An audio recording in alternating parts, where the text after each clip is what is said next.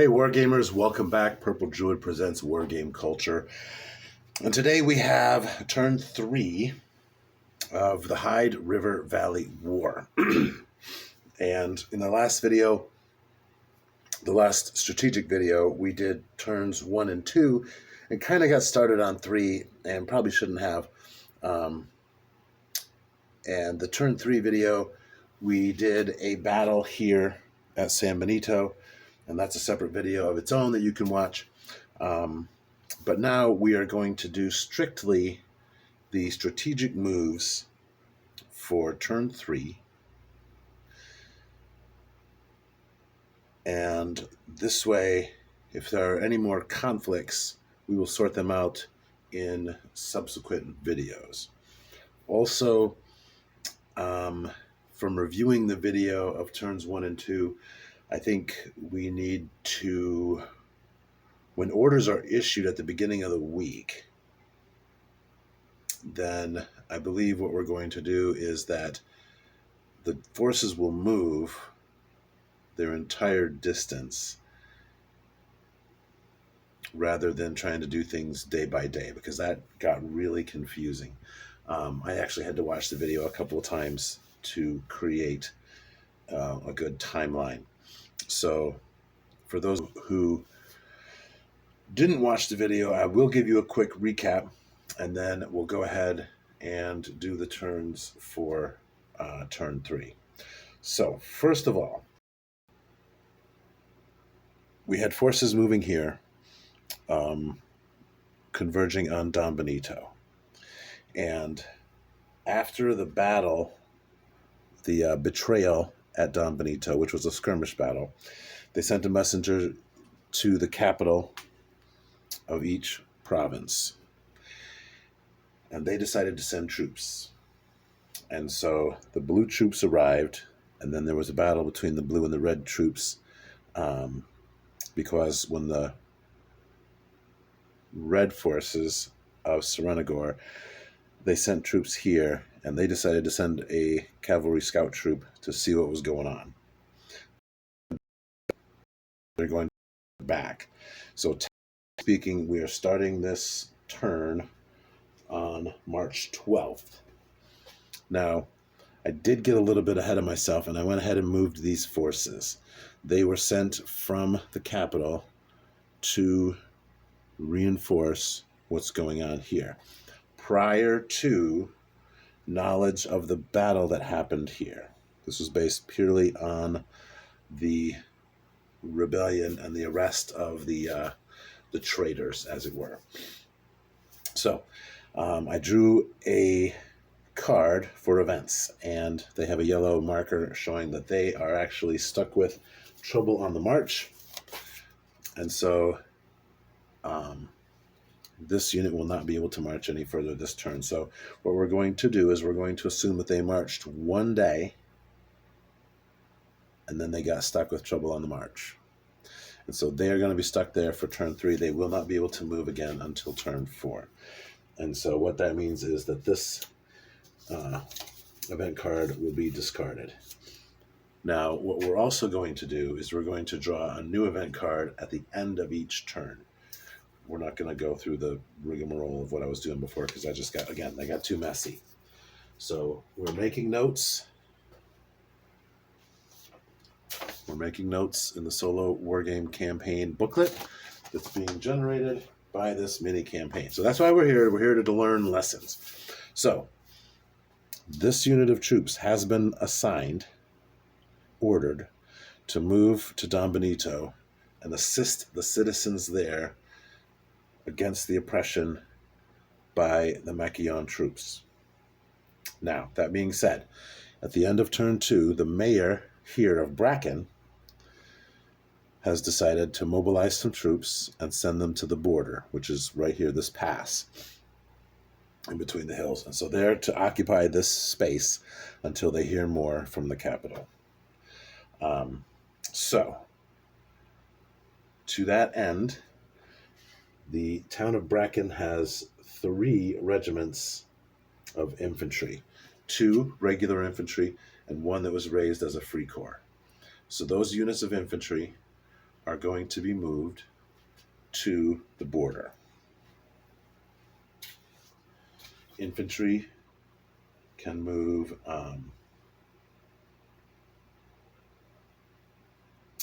2 hexes, 2 hexes per week, which is 30 miles. But on the road, they can go twice that. So that'll be 4. So this unit of troops here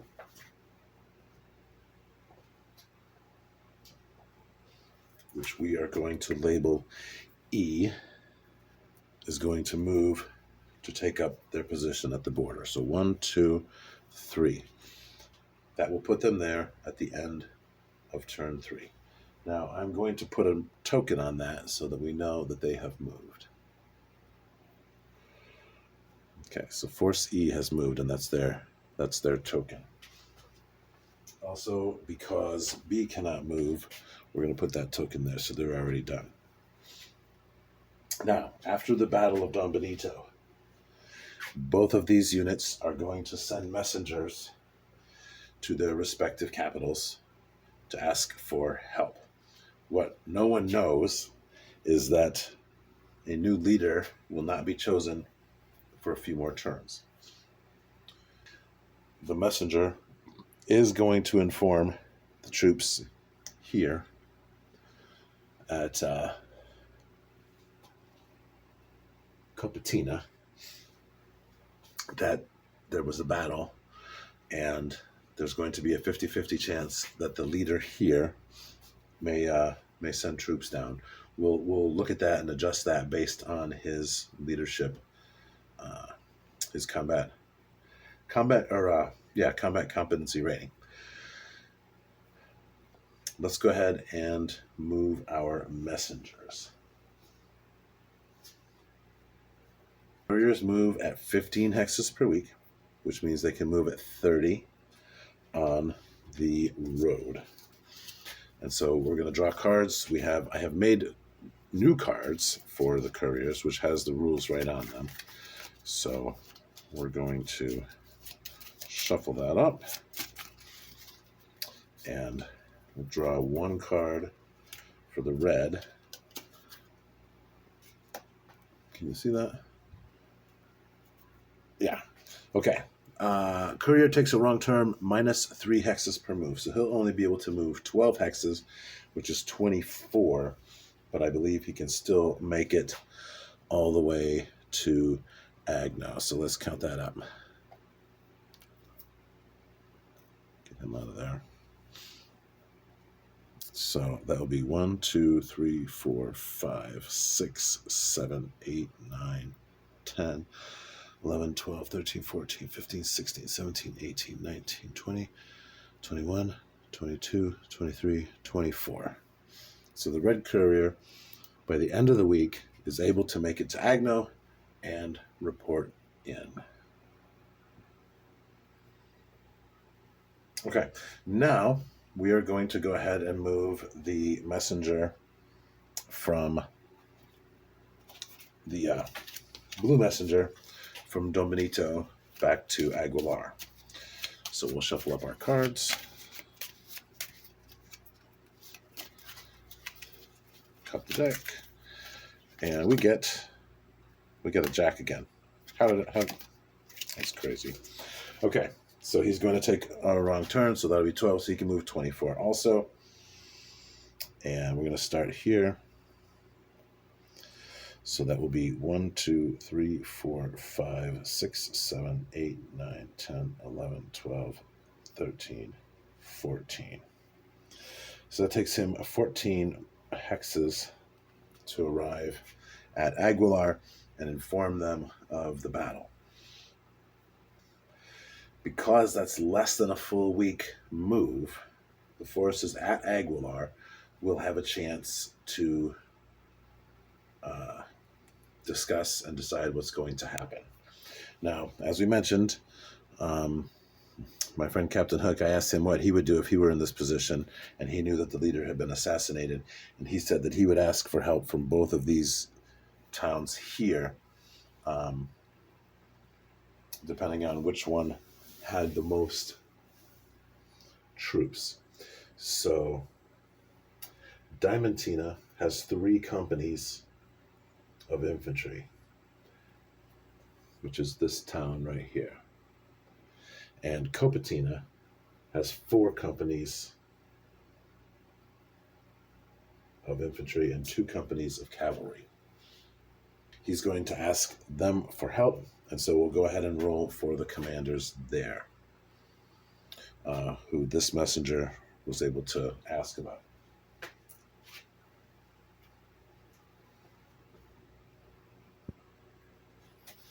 So we're going to look at our list of commanders. We're just going to move down the list. And so the captain at Copatina has a CCR of 5, 36 intelligence, 86 initiative, and 45 courage, 92 charisma, 94 strength, and 70 health. So he's not the brightest bulb, but he's got gumption and charm. This is what we're going to do. We will roll on the basic chart. 1 to 2 is aggressive. 3, 4 is diplomatic, and 5, 6 is defensive.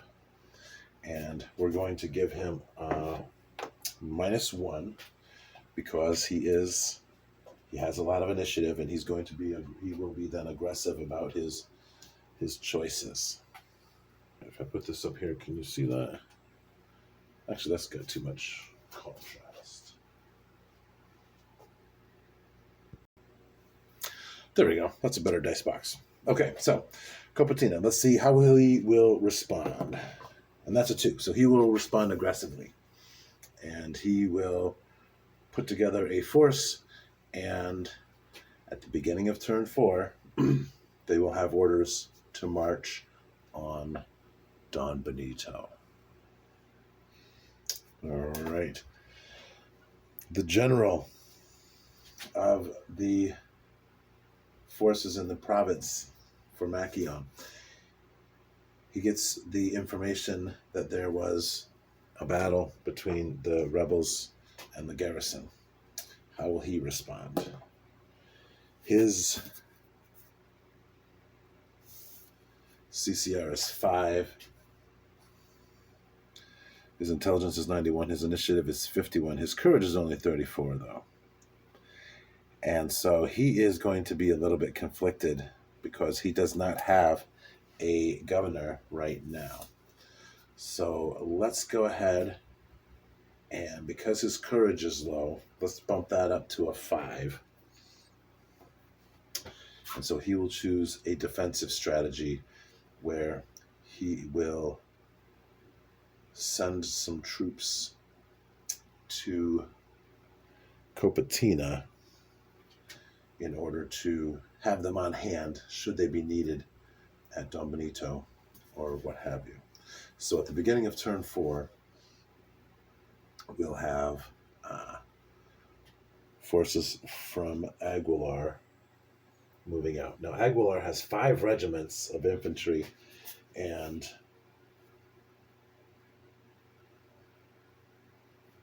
2 companies of cavalry.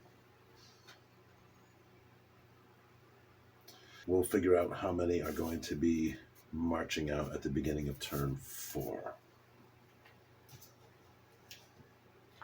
So let's go ahead and move tokens there. And then I'm going to scoop up these messengers because they're just place markers at this point. I think that's going to do it for turn 3.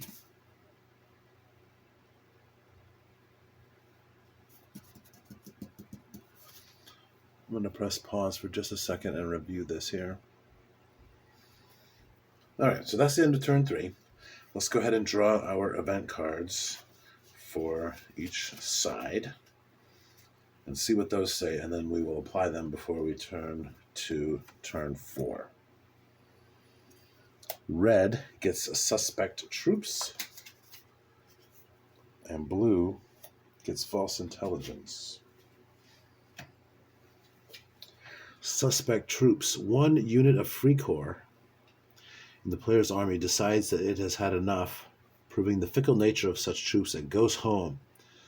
If the player drawing the card has more than one such unit, he should roll to determine which unit is affected. So, the troops from E are going to go home at the beginning of turn 4 because we have a free corps right there.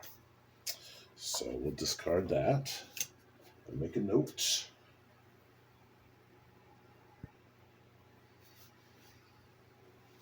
All right, false intelligence for the Machion forces. Choose an enemy force up to brigade strength that has not moved or attacked this turn and is not engaged in a siege, and place it anywhere they like within its normal movement allowance, effectively sending it on a wild goose chase. Well, you know what? For turn 4, they're going to have fun with this unit here, and they're going to be told the bridge is out and that they should go cross country, and so they're going to move over here. And so that is their move for turn 4. And I'll pick this up. We'll switch over to turn 4.